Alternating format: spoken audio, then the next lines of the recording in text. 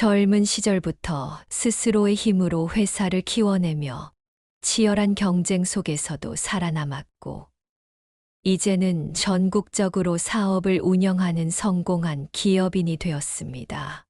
그의 이름은 박서준 하지만 누구에게도 말하지 못한 채 마음 한켠에는 늘 채워지지 않는 공허함이 자리하고 있었습니다. 그때 조심스러운 노크 소리와 함께 비서가 문을 열고 들어왔습니다. 회장님, 내일 울산 공장 방문 관련 서류 검토해 보셨습니까? 박서준은 천천히 고개를 돌려 책상을 향해 걸어가며 담담한 목소리로 대답했습니다. 이미 다 확인했네. 큰 문제는 없어 보이더군. 그는 책상 위에 놓인 서류를 가볍게 정리하며 덧붙였습니다. 내일 아침 첫 비행기로 울산으로 가면 되겠지. 비서는 고개를 끄덕이며 말했습니다. 네. 예약된 비행기가 7시 출발입니다. 그는 마지막 서류에 사인을 하면서 무심코 시계를 확인했습니다. 어느새 밤 11시를 넘어가고 있었습니다. 또 이렇게 하루가 끝나는구나. 수십 년간 이어온 삶이었지만 요즘 들어 이 허전함이 더욱 크게 느껴졌습니다. 오늘도 늦으셨네요. 저녁은 드셨습니까? 비서가 조심스럽게 물었지만 박서준은 미소를 지으며 고개를 저었습니다. 괜찮네. 피곤하지도 않고. 곧 집으로 갈 테니 먼저 들어가 보게. 비서가 나가고 텅 빈 사무실에 혼자 남은 그는 창밖으로 보이는 수많은 빌딩들을 바라보았습니다. 그중 상당수가 자신의 회사 소유였지만 이 모든 것이 그의 마음속 공허함을 채워주지는 못했습니다. 그때 무심코 목에 채워진 은목걸이에 손이 갔습니다. 그 순간 가슴 한켠에서 오래된 기억이 밀려왔습니다. 26년 전 5살 배기 딸의 작은 목에 직접 걸어주었던 바로 그 은목걸이. 세상에 단 2개뿐인 특별 제작한 목걸이였는데 하나는 지금 자신의 목에, 그리고 다른 하나는 다음 날 아침 박서준은 울산에 도착했습니다. 오전 내내 공장을 둘러보고 관계자들과 미팅을 가진 후 밀려오는 피로를 느꼈습니다. 오후 일정은 취소해 주게. 잠시 혼자 걸으며 쉬고 싶네. 그는 직원들과 헤어진 뒤 천천히 거리로 나섰습니다. 울산 바닷가 근처를 한참 거닐던 박서준은 문득 피로를 느끼고 주변을 둘러보았습니다. 어디가 어딘지 모르겠고 잠시 앉아 쉴 만한 곳을 찾던 그때 길가의 벤치 옆으로 한 소년이 다가왔습니다. 박서준은 한참 걷다 보니 지치기도 했고 허기도 졌습니다. 얘야, 이 근처에 간단히 먹을 만한 곳이 있을까? 할아버지, 그럼 우리 엄마가 운영하는 편의점 가보세요. 바로 저기예요. 김밥이 진짜 맛있어요. 15살쯤 되어 보이는 소년이 해맑은 미소로 말을 걸었습니다. 박서준은 미소를 지으며 고개를 저었습니다. 요즘 아이들은 참 명령하구나. 생각하며 괜찮네. 다른 약속이 있어서. 박서준이 고개를 돌리려는 순간이었습니다. 그때 소년의 시선이 그의 목에 걸린 목걸이를 향했습니다. 소년은 갑자기 눈을 동그랗게 뜨며 외쳤습니다. 어머, 할아버지, 그 은목걸이 우리 엄마. 목걸이랑 똑같아요. 세상에, 진짜 신기해요. 그 순간 박서준의 심장이 멎는 듯 했습니다. 세상에 단 2개뿐인 그 목걸이, 내 목에 걸려 있는 것과 똑같은 은목걸이라니. 내 이름이 뭐니? 박서준의 목소리가 떨렸습니다. 지민이요. 할아버지, 얼굴이 왜 이렇게 창백하세요? 괜찮으세요? 너희 어머니 이름은? 경자요. 저기 우리 엄마가 편의점에서 일해요. 진짜 맛있는 김밥을 만드세요. 같이 가보실래요? 박서준은 깊이 숨을 들이마셨습니다. 손이 떨려왔습니다. 경찰하니 그 이름을 듣는 순간 온몸에 전율이 흘렀습니다. 그래. 같이 가보자꾸나. 바닷가에서 조금 떨어진 작은 편의점 앞에 도착하자 박서준은 잠시 발걸음을 멈추었습니다. 문 너머로 보이는 가게 안에는 손님 몇 명이 계산을 하고 있었고 카운터 뒤에서는 한 여인이 물건을 정리하고 있었습니다. 엄마, 손님 모시고 왔어요. 지민이가 활기차게 외치며 문을 열었습니다. 그리고 편의점에서 고개를 돌린 여인과 박서준의 눈이 마주쳤습니다. 그 순간 시간이 멈춘 듯 했습니다. 26년이란 세월이 무색하게 그 눈빛만은 여전히 박서준의 가슴을 울리고 있었습니다. 어서 오세요. 경자의 목소리가 흔들렸습니다. 그녀의 목에는 은목걸이가 빛나고 있었습니다. 손에 들고 있던 물건을 내려놓으며 경자는 천천히 카운터를 나섰습니다. 얼굴에서 핏기가 가셨고 손이 미세하게 떨리는 것이 보였습니다. 지민아, 잠시 편의점 앞에서 친구들이랑 놀다 올래? 엄마, 근데 이 할아버지가 제발. 경자의 단호한 목소리에 지민은 의아한 표정으로 박서준과 엄마를 번갈아 바라보다가 마지못해 가게를 나섰습니다. 여기 앉으시겠어요? 경자는 테이블을 가리켰습니다. 박서준은 말없이 걸어가 자리에 앉았고 경자도 맞은편에 앉았습니다. 둘 사이에 무거운 침묵이 내려앉았습니다. 잘 지냈니? 박서준의 목소리가 떨렸습니다. 경자는 고개를 들지 않은 채 가만히 목걸이를 만지작거렸습니다. 26년, 이제 와서 왜 오셨어요? 경자의 목소리에는 차가움이 가득했습니다. 하지만 박서준은 그 속에 숨겨진 떨림을 느낄 수 있었습니다. 매일 널 찾아다녔다. 경찰서에 신고도 하고 형사도 써보고 전국 방방곡곡을 안 가본 곳이 없이 뒤졌어. 하지만 거짓말이에요. 경자가 갑자기 테이블을 내려쳤습니다. 다른 손님들이 놀라 쳐다보았지만 경자는 아랑곳하지 않았습니다. 엄마가 다 말씀하셨어요. 아빠는 우리를 버리고 사업이나 하셨다고. 그래서 이렇게 성공하신 거잖아요. 박서준의 눈에서 눈물이 흘러내렸습니다. 그건 사실이 아니야. 경자야, 그날 내 할아버지가 찾아오셨다. 그리고 26년 전의 기억이 거슬러 올라가기 시작했습니다. 박서준 회장은 목에 있는 은목걸이를 만지작거렸습니다. 박서준은 깊이 숨을 들이마셨습니다. 이제는 온몸이 떨리는 것을 느꼈습니다. 그날 내 할아버지가 찾아오셨다. 경자는 싸늘한 시선으로 박서준을 바라보았습니다. 무슨 말을 하시려는지 알겠어요. 이제 와서 변명하시는 건가요? 박서준은 조용히 고개를 저었습니다. 변명이 아니다. 너는 모를 거야. 나는 그는 한순간 말을 잇지 못하고 시선을 돌렸습니다. 26년 전 그날의 기억이 너무도 선명하게 떠올랐습니다. 26년 전 이혼해라. 아버지의 목소리는 단호했습니다. 우리 집안에 내가 더 이상 필요 없다. 박서준은 그 말을 듣고도 아무 말도 하지 못했습니다. 대신 회사를 맡을 기회를 주겠다. 하지만 조건이 있다. 경자를 포기해라. 아버님, 무슨 말씀이십니까? 더 이상 말하게 하지 마라. 회사가 중요하지 않다면 내 맘대로 해라. 하지만 이혼하지 않으면 넌 모든 걸 잃을 거다. 박서준은 고개를 돌려 아내를 바라보았습니다. 아내의 눈에는 이미 눈물이 가득 고여 있었습니다. 그날 밤 박서준은 마지막으로 어린 경자를 안아주었습니다.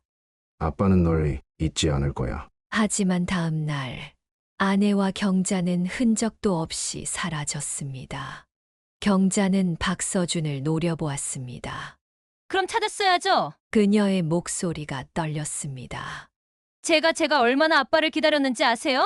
밤마다 울면서 찾았어요. 하지만 아빠는 오지 않았어요. 결국 우리를 버리신 거잖아요. 박서준의 눈가에 눈물이 맺혔습니다. 아니야. 그게 아니야. 나는 매일 널 찾았어. 경사도 고용하고 전국을 뒤졌어. 하지만 내 할아버지가 모든 걸 막았어. 그분은 내가 내 앞에 다시 나타나지 않게 만들었어. 믿을 수 없어요. 경자는 고개를 저었습니다. 그 순간 편의점 문이 열렸습니다. 엄마, 할아버지. 지민이 조심스럽게 다가왔습니다. 경자는 한숨을 내쉬었습니다. 지민아, 잠깐 밖에 나가 있어 줄래? 싫어요. 지민은 단호한 눈빛으로 어머니를 바라보았습니다. 저도 알고 싶어요. 엄마가 늘 은목걸이를 만지면서 우셨던 이유를. 경자는 숨을 들이마셨습니다. 지민아, 이건 어른들의 문제야. 아니요. 저도 가족이에요. 그리고 할아버지도 가족이잖아요. 경자는 아무 말도 하지 못했습니다. 지민은 조용히 할아버지를 바라보았습니다. 할아버지 정말 엄마를 버린 게 아니에요? 박서준은 조용히 고개를 저었습니다. 아니야. 지민아, 나는 단 한순간도 너희 엄마를 잊은 적이 없어. 경자는 그 말을 듣고도 쉽게 받아들이지 못했습니다. 그러나 지민의 말 한마디가 모든 걸 바꿔 놓았습니다. 엄마, 만약 할아버지가 거짓말을 했다면 왜 아직도 은목걸이를 차고 계시겠어요? 경자는 흠칫했습니다. 그건 지민은 엄마의 손을 잡았습니다. 엄마도 할아버지를 기다리셨던 거잖아요. 그러니까 이 목걸이를 아직도 간직하고 계신 거잖아요. 경자는 은목걸이를 만지작거렸습니다. 26년 동안 한 번도 벗지 않았던 그것. 박서준도 조용히 자신의 몸거리를 바라보았습니다. 경자야. 나는 내가 보고 싶었다. 정말 보고 싶었다. 경자의 눈에서 눈물이 흘러내렸습니다. 저도요. 박서준은 조용히 딸의 손을 잡았습니다. 지민은 밝게 미소를 지었습니다. 이제 됐어요. 이제 우리 가족이 다시 만난 거예요. 그 순간 창밖으로 따뜻한 햇살이 비쳤습니다. 26년 동안 얼어붙었던 두 사람의 마음이 이제야 녹기 시작한 듯 했습니다. 박서준은 딸 경자의 얼굴을 바라보며 조심스럽게 입을 열었습니다. 내 어머니는 정말 돌아가셨니? 경자는 깊은 한숨을 내쉬며 고개를 끄덕였습니다.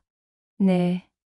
3년 전에요. 한경화로 평생 술을 달고 사셨으니 그런 줄 알았어요. 박서준은 조용히 눈을 감았습니다. 그 사람이 그렇게 떠났구나. 몰랐어. 내가 좀 더 일찍 찾았더라면. 경자는 쓴웃음을 지으며 고개를 저었습니다. 이제 와서 그런 말씀 엄마는 돌아가시기 전까지도 후회하셨다고 했어요. 그녀의 목소리는 담담했지만 그 속에는 많은 감정이 뒤섞여 있었습니다. 엄마가 왜 그렇게 소중하셨는지 이야기 들려주실 수 있나요? 박서준은 경자의 말에 놀란 듯 그녀를 바라보았습니다. 경자는 목에 걸려있는 은목걸이를 만지며 말했습니다. 26년 동안 단 한 번도 벗지 않았던 그것. 많은 사람들이 물었어요. 왜 그렇게 낡은 목걸이를 아직도 차고 다니냐고. 그녀는 목소리를 낮추며 말을 이었습니다. 5살 생일 때 엄마가 직접 제 목에 걸어주셨어요. 그리고 이렇게 말씀하셨죠. 세상에 단 2개뿐인 특별한 목걸이야. 하나는 아빠가, 하나는 내가. 우리가 서로를 잊지 않게 해주는 마법의 목걸이란다. 박서준의 눈에 눈물이 맺혔습니다. 그래서 한 번도 빼지 않았구나. 경자는 조용히 고개를 끄덕였습니다. 빼고 싶어도 뺄 수 없었어요. 이 목걸이가 있어야 아빠가 정말 계셨다는 걸 느낄 수 있었으니까요. 지민은 조용히 엄마와 할아버지의 손을 잡았습니다. 할아버지, 우리 엄마 어렸을 때 이야기 좀 해주세요. 전 한 번도 들어본 적 없거든요. 박서준은 잠시 생각에 잠겼다가 천천히 입을 열었습니다. 내 엄마는 아주 귀여운 아이였단다. 특히 웃을 때면 볼에 예쁜 보조개가 생겼지. 마치 내가 웃을 때처럼. 정말요? 저랑 닮았나 봐요. 지민의 환한 미소에 경자도 무심코 따라 웃었습니다. 그 순간 박서준은 경자의 볼에 살짝 패이는 보조개를 발견했습니다. 26년이 지났지만 그 웃음만은 변함없이 아름답구나. 맞아. 네 엄마는 노래하는 걸 정말 좋아했어요. 특히 가수가 되고 싶어 했었지. 경자의 눈이 커졌습니다. 그걸 아직도 기억하고 계세요? 그럼 매일 거실에서 기타 치며 춤추며 노래하던 우리 경자 어떻게 잊을 수 있겠니? 이야기는 계속 이어졌습니다. 박서준이 기억하는 어린 경자의 모습, 경자가 희미하게 기억하는 어린 시절의 순간들, 그리고 지민은 그 이야기들을 하나하나 소중히 가슴에 담아갔습니다. 시간이 흐를수록 경자의 목소리에서 차가움이 조금씩 사라졌고, 박서준의 떨리는 손은 점점 안정을 찾아갔습니다. 편의점에서는 미처 치우지 못한 커피가 식어가고 있었지만 아무도 신경 쓰지 않았습니다. 할아버지, 저희 집에 와 보실래요? 지민의 말에 경자가 놀란 듯 고개를 들었습니다. 그러나 지민의 진심 어린 눈빛을 보고는 한숨을 내쉬었습니다. 해질 무렵 박서준은 경자와 함께 그녀의 집으로 향했습니다.